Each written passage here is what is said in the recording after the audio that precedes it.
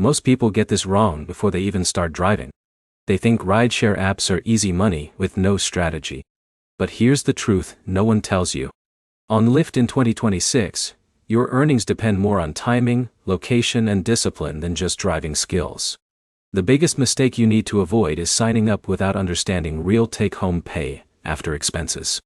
In this video, you will learn exactly how Lyft driving works in 2026, how much drivers actually earn, and whether it is still worth it compared to other gig apps. Let's get into it. First, the basics. Lyft connects drivers with passengers who need rides. You accept trips, drive them, and get paid based on time, distance, and demand. A driver like Alex in a busy city might get back-to-back rides, while someone like Jake in a smaller town may wait longer between trips. Now, here's where it gets interesting.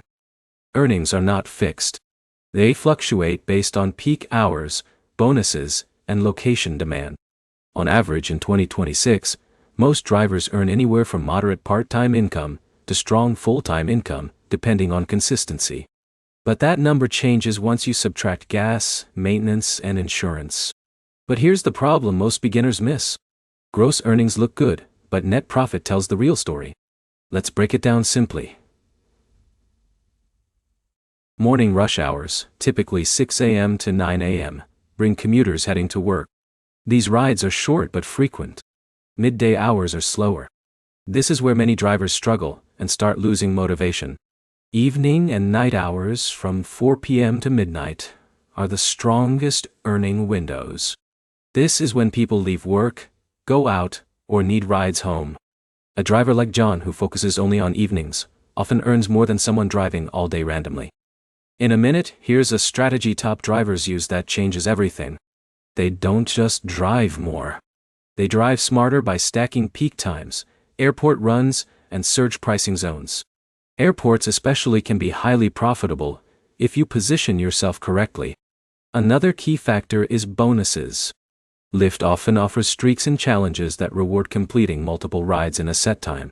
Drivers who ignore these leave money on the table.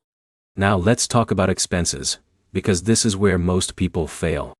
Fuel, car maintenance, depreciation, and taxes can reduce earnings significantly. A driver might make solid gross income, but take home much less if costs are not managed properly. So is Lyft worth it in 2026? It depends on your strategy. If you treat it like casual driving, earnings will feel inconsistent. But if you focus on peak hours, high demand zones, and bonuses, it can still be a strong, flexible income option. To summarize, Lyft driving in 2026 is not just about driving. It is about timing, location, and managing costs. The drivers who understand this consistently outperform those who don't. If this helped you, like the video, comment your city, and subscribe for more real gig economy breakdowns that help you earn smarter.